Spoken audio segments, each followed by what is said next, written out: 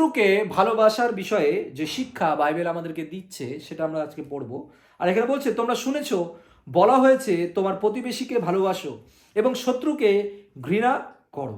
কি হয়েছে? বাক্যে বলা আছে যে প্রতিবেশীকে ভালোবাসো এবং শত্রুকে কি করো? ঘৃণা করো। কিন্তু প্রভু যীশু কি বলছে? কিন্তু আমি তোমাদের বলছি, তোমাদের শত্রুদেরও ভালোবেসো, যারা তোমাদের অত্যাচার করে তাদের জন্য প্রার্থনা করো। খুব কমন একটি বিষয় বাইবেলের, কিন্তু খুব কঠিন একটি বিষয়। কারণ শত্রুকে ভালোবাসা সহজে যায়? সহজে যায় না। যে শত্রু করে বা যে আমার বিপক্ষে আছে, উল্টো কি বলছে? যারা আমাকে অত্যাচার করে, কষ্ট দেয়, তাদের জন্য কি করতে বলছে? প্রার্থনা করতে বলছে, যেন লোকে দেখতে পায় তোমরা সত্যিই তোমাদের স্বর্গস্থ পিতার সন্তান। সত্যিই যদি স্বর্গস্থ পিতার সন্তান আমরা হই, তাহলে কি লোকেরা আমাদের মধ্যে থেকে কি দেখবে? যে আমরা আমাদের শত্রুদেরকেও ভালোবাসবো এবং সাথে যারা আমাদেরকে অত্যাচার করে তাদের জন্য প্রার্থনা করব। এটা কিন্তু শুধু তাদের জন্য নয়, কিন্তু আমাদের ব্যক্তিগত জীবনের জন্য সব থেকে বেশি ফলপ্রসূ এবং সব থেকে গুরুত্বপূর্ণ। কেননা আমরা যদি শত্রুদেরকে ভালোবাসি, তারা কিন্তু তাদের দিক থেকে তারা শত্রুই হিসেবে আমাকে ভাবছে, কিন্তু আমি তাদেরকে শত্রুভাবে ভাবছি না। সো ব্লেসিংস তাদের জীবনে নয়, কিন্তু ব্লেসিংস আমার জীবনে। তাহলে আমার ভালোর জন্য আমাকে শত্রুদেরকে কি করতে হবে? ভালোবাসতে হবে। এবং আমার ভালোর জন্য যারা আমাকে অত্যাচার করছে তাদের জন্য প্রার্থনা করতে হবে। প্রার্থনা যখন করা হয়, প্রার্থনা করা ভালো না খারাপ? অবশ্যই ভালো। আমরা সকলেই জানি প্রার্থনা ইজ ভেরি গুড। আর যখন আমরা অত্যাচারিত হই, কষ্টের দুঃখের মধ্যে থাকি, তখনও যদি প্রার্থনা করি, তাহলে সেটাও আমাদের জন্য কি হবে? ভালো কিছু বয়ে নিয়ে আসবে। সো প্রার্থনা করার বিভিন্ন উপায় আমরা পাই না, কিন্তু আমি একটা কথা বলতে পারি যে এখান থেকে বুঝতে পারি, যদি আমরা অত্যাচারিত হই, দুঃখে থাকি, কষ্টে থাকি, কেউ আমাদের আঘাত করে, আমরা প্রার্থনা করতে থাকবো। প্রার্থনা করলে আমরাই শক্তিশালী হবে। যে আমাদের অত্যাচার করছে তাদের বিষয় নিয়ে আমার ভাবার দরকার নেই, যে আমার শত্রু তাদের বিষয় নিয়ে আমার ভাবার দরকার নেই। বাক্য আমাকে বলছে ভালোবাসতে, বাক্য আমাকে বলছে প্রার্থনা করতে, আমি সেটা করে যাব। এবং এটা দেখেই লোকেরা বুঝতে পারবে, কাকে চিনতে পারবে? আমাদেরকে দেখেই কাকে চিনতে পারবে? জগৎ বলছে এ ওকে মারো, সে ওকে মারো, গালাগালি দাও, এটা করো, সেটা করো, কিন্তু ঈশ্বর আমাদেরকে বলছে যে আমরা যেন আমাদের শত্রুদেরকে ভালোবাসতে পারি, যারা অত্যাচার করে তাদের জন্য প্রার্থনা করতে পারি। আর এর মধ্যে থেকে আমাদের মধ্যে যখন আলাদা বিষয় লোকেরা দেখবে, তখনই সদাপ্রভুকে লোকেরা চিনবে এবং জানবে। তার জন্য খুব বেশি প্রচার করার দরকার হবে না। আমরা যদি তা প্রমাণ করতে পারি আমাদের কাজের দ্বারা, আমাদের জীবন দ্বারা যদি তা প্রকাশ করতে পারি। দেখো এখানে বলছে যে তিনি তো ভালো মন্দ সকলের উপরে তার সূর্য ওঠান এবং সৎ ও অসৎ লোকদের উপরে বৃষ্টি দেন। ভালো লোকদের জন্য বৃষ্টি হয়, খারাপ লোকদের জন্য বৃষ্টি হয়। ভালো খারাপ পিছেই এই পৃথিবীতে আছে, তাই না? প্রতিদিন সূর্য ওঠে। যদি সূর্য ওঠে বলে যারা যারা ভালো করেছে, যারা যারা কালকে ভালো ছিল, আজকে শুধু তাদেরকে আমরা কি দেবো? সূর্যের আলো পাবে, আর বাকিরা কেউ আলো পাবে না। তাহলে কি হতো? খুব সমস্যা হয়ে যেত, তাই না? যারা ভুল কাজ করছে, অসৎ কাজ করছে, তাদের জন্য অনেক সমস্যা হয়ে যেত, তাই না? সো কোনো না কোনো সময় আমরাও অসৎ কাজ করি, ভুল কাজ করি, কিন্তু এখানে বলছে ঈশ্বর প্রত্যেককেই অনেক ভালোবাসেন তিনি। এবং যারা তোমাদের ভালোবাসে, কেবল তাদেরই যদি তোমার ভালোবাসো, তবে তোমরা কি পুরস্কার পাবে? এটা আমার হচ্ছে one of the favourite line আমাদের গানের, এবং গানের মধ্যেও আছে, তাই না এটা? এবং সেটা বলছে যে যারা আমাকে ভালোবাসে তাদেরকে ভালোবাসা খুব ইজি, ঠিক না? যে আমাকে ভালোবাসে, আমি তাকে খুব ভালোবাসলাম। কিন্তু যে আমাকে ঘৃণা করে, তাকে ভালোবাসাটা কতটা কঠিন, ঠিক না?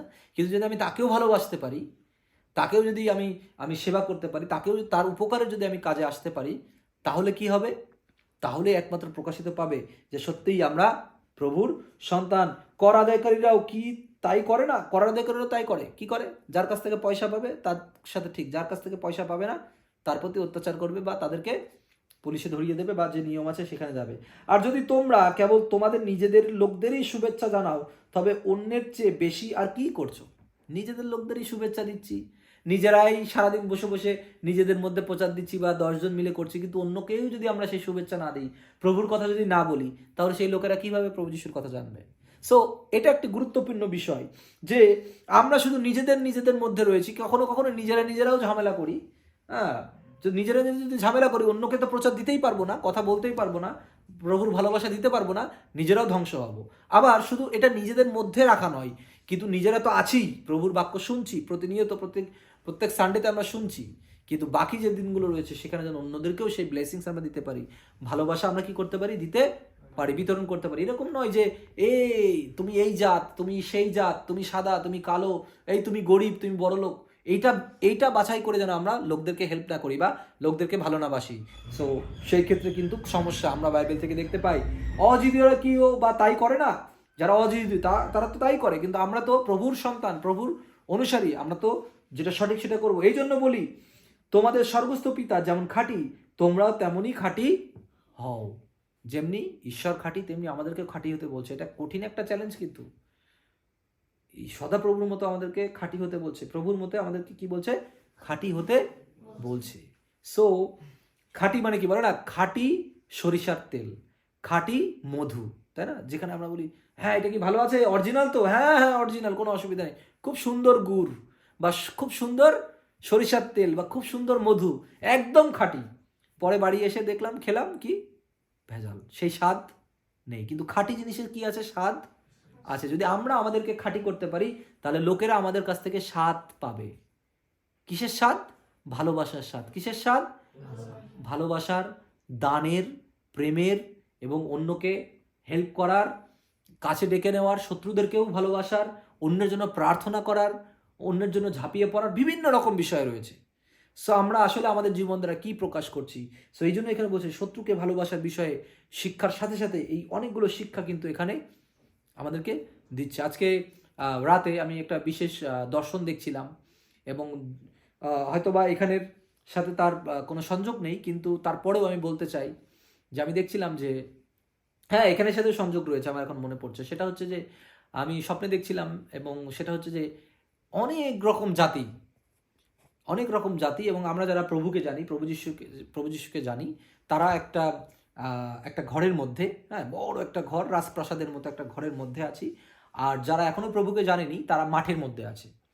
হ্যাঁ, সো কি হয়েছে, এই যারা জানে প্রভুকে অনেকেই, এবং যারা অনেকে জানে না, আবার অনেকে কি করছে, ওখান থেকে উঠে আসছে। আর একটা গ্রুপ অন্য গ্রুপকে কি করছে, ওই যে মাটির যে দলাগুলো হয় না, মাটির যে দলাগুলো হয় ওগুলোকে এরকম ধরে এরকম করে করে এক একজনকে মারছে। মানে নিচে যারা আছে তারা উপরে মারছে, আর যারা উপরে আছে তারা নিচে যারা আসছে তাদেরকে মারছে। বুঝতে পেরেছি? মানে দাঙ্গা, এক কথায় মানে ধর্মের যে বেড়াজাল বা ধর্মের যে যে যুদ্ধ, অনেক সময় আমরা এইভাবে একজনকে কি করি, আঘাত করি। হ্যাঁ আমি বেটার, তুমি বেটার নয়, তুমি এটা, তুমি ওটা, তুমি সেটা, অনেক রকম কিছু এখন কিন্তু জগতে এটা চলছেও, তাই না? সে বলতে চায় আমি অনেক কিছু করতে পারি, সে বলছে না আমি অনেক ক্ষমতাধর, এবং ক্ষমতা নেওয়ার জন্য, জায়গা নেওয়ার জন্য, বা একটা বড় বিল্ডিং নেওয়ার জন্য, বা এলাকায় আধিপত্য বিস্তার করার জন্য কেউ কাউকে মারছে, তাই না? সো ওইখানে ওই ওই স্বপ্নের মধ্যে আমি দেখছিলাম সেভাবে মারা হচ্ছে, এবং আমি সেখানে ছিলাম, আমিও এরকম করে মারছি। হ্যাঁ, যারা উঠতে চাইছে তাদেরকে আমি এভাবে করে মারছি। আমি তখন দেখলাম যে পেছন থেকে আমার বাবা আমাকে ডাকলো, এবং সে বলল যে কেন ওদেরকে তোমরা মারছো? ওরা আমাদেরকে যদি মারে ঠিক আছে, অসুবিধা নেই, ওদেরকে আঘাত করার দরকার নেই, তুমি পিছন ফিরে দেখো সামনের দিকে কি হচ্ছে, কে কাকে আঘাত করছে, তুমি অন্যদেরকে আঘাত করার কোনো দরকার নেই, যে যা করছে করতে দাও, ওরা যদি আঘাত করে করতে দাও, কিন্তু তুমি ওদেরকে আঘাত করার দরকার নেই, বরং তুমি আরো পিছনের দিকে দেখো, এদিকে ঈশ্বর কি দেখাচ্ছেন, প্রভু কি আমাদেরকে দেখাচ্ছেন। আর যখন আমরা ঘুরলাম, এই পাশটা ঘুরলাম, ঘুরে দেখি আকাশ লাল হয়ে গেছে। আকাশ কি হয়ে গেছে? লাল, মনে হচ্ছে উপর থেকে অগ্নি পড়বে, এরকম লাল হয়ে গেছে, টকবক টকবক, মনে হচ্ছে কি একটা কিছু একটা হঠাৎ করে পড়বে এবং সব কিছু পুড়ে ছারখার হয়ে যাবে। এবং তখন ওটা দেখে ওইখানে যে সমস্ত লোকেরা ছিল, অনেকে ওই যুদ্ধ যে বিমানগুলো, ওই যুদ্ধ বিমানগুলো এইভাবে উঠছে, সাই করে এদিক সেদিক থেকে উঠছে। হ্যাঁ, ওইদিকে কিন্তু দাঙ্গা চলছে একদিকে, কিন্তু এবার আমাদের ওই দাঙ্গার সাথে কোনো যোগাযোগ নেই, বা আমরা ওদিকে আমরা যেতে চাই না, আমরা এদিকে দেখছি যে কি ঘটছে। এবং আমাদের সাথে আরও কয়েকজন ছিল, আমি অত ওইভাবে রেকগনাইজ করতে পারিনি, কিন্তু আমার কথা এবং আমার বাবার কথা ক্লিয়ার মনে আছে। এবং তখন আমি বললাম, আমাদের সাথে যারা ছিল, আমি তাদেরকে বলছি যে ওকে উপর থেকে যদি আগুন পড়ে, তাহলে একটা কাজ করি, আমরা বিভিন্ন পুকুর বা নদী বা যেখানে অনেক জলের ব্যবস্থা আছে সেখানে থাকি, তাহলে যদি পড়ে, আগুন পড়ে, তাহলে আমাদের কিছু হবে না।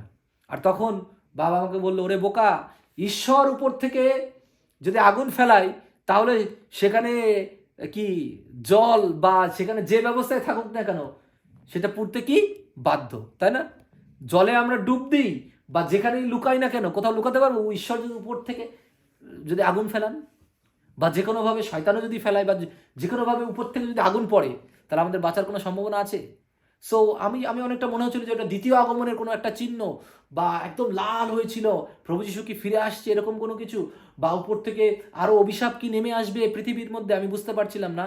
কিন্তু স্বপ্নটা আমি এইভাবেই দেখেছিলাম যে এত ভয়ঙ্কর আকারের লাল হয়ে গেছে এবং আগুনের মতো, মানে মেঘ মেঘ আমরা দেখি না সাদা সুন্দর নীল, কিন্তু ওই নীল আর নেই, লাল হয়ে গেছে, এবং মেঘগুলো মনে হচ্ছে আগুন আগুন আগুন দাও দাও করে মানে করে সায় করে নিচে নেমে আসবে এবং সব কিছু পুড়িয়ে ছারখার করে দেবে। তখন বাবা বলল যে কোনো জায়গায় তুমি পালাতে পারবে না এই আগুন থেকে। এই যে আগুন উপর থেকে আসছে, যেখানেই থাকো না কেন, কোনো কিছুই কি করতে পারবে না, বাঁচাতে পারবে না। এমনকি আমরা একটা পুকুরের পাশেও চলে গেছিলাম, আর তখন বাবা আমাকে বলল যদি বাঁচাতে পারে তাহলে হাঁটু গেড়ে সবাই প্রার্থনা করো। হাঁটু গেড়ে কি করো? সবাই প্রার্থনা, হাঁটু গেড়ে সবাই প্রার্থনা করো। আর আমি তখন বললাম হ্যাঁ, যদি প্রভু যীশু আসেনও, বা যদি যে কোনো আগুন আসুক না কেন, যদি আমি মরেও যাই, তাও যদি আমি প্রভুকে স্মরণ করে মরি, বা আমি প্রভুর জন্য হাঁটুতে আসি, তাহলে একমাত্র আমি সমাধান পেতে পারি। বা এমনও হতে পারে সব পুড়ে যাচ্ছে কিন্তু আমি পড়ব না, অনন্ত আগুন আমার জন্য নয়, কারণ আমি প্রভু যীশুকে জানি। আমেন। এবং আমি তখন হাঁটু গাড়া দিলাম, এবং সাথে সাথে আরও আমাদের সাথে যারা ছিল ওই পুকুরের পাড় দিয়ে সবাই হাঁটু গেড়ে দুহাত তুলে প্রার্থনা করতে থাকলো সমস্ত কিছুর জন্য। শেষকালে একটা বিশেষ নিদর্শন, কালকে আমি যে প্রচারটা শুনছিলাম, যিনি প্রচার করছিলেন তিনি বারবার একটা কথা বলছিলেন, সাবধান সাবধান, বারবার করে তিনি বলছিলেন, অনেকগুলো কথা বলছেন, কিছুক্ষণ পর পর এসে বলছেন সাবধান। বাইবেলে কিন্তু এই শব্দটা কিন্তু রয়েছে, তাই না? সো আমরা অনেক সময় খুব সহজভাবে নিয়ে বাইবেলে বলছে ও ভালোবাসার কথা বলছে, এই যে আজকে পড়লাম ভালোবাসো শত্রুকে, ভালোবাসো, ও অত্যাচার করলে প্রার্থনা করো, কিন্তু সাবধান হওয়ার কথা বলা রয়েছে। কঠিন বিষয় কিন্তু আমাদের জীবনে আসতে চলেছে, শেষকালে কঠিন কঠিন বিষয় আসবে, সেই সময় আমরা কিভাবে টিকে থাকবো? সমাধান এই ভিশনের মধ্যে, বা এই স্বপ্নের মধ্যে, বা এই দর্শনের মধ্যে রয়েছে। কি লাস্টে কি করতে হলো? কি সমাধান? হাঁটু গেড়ে প্রার্থনা। হাঁটু গেড়ে প্রার্থনা হচ্ছে এই সব কিছুর মধ্যে টিকে থাকার একমাত্র অস্ত্র। ঠিক আছে? আমাদের অস্ত্র কি? পিস্তল, বোম? তাহলে অস্ত্র কি? প্রার্থনা। প্রার্থনা হচ্ছে আমাদের অস্ত্র। আমেন। সকলকে ঈশ্বর আশীর্বাদ করুক। জয় যিশু।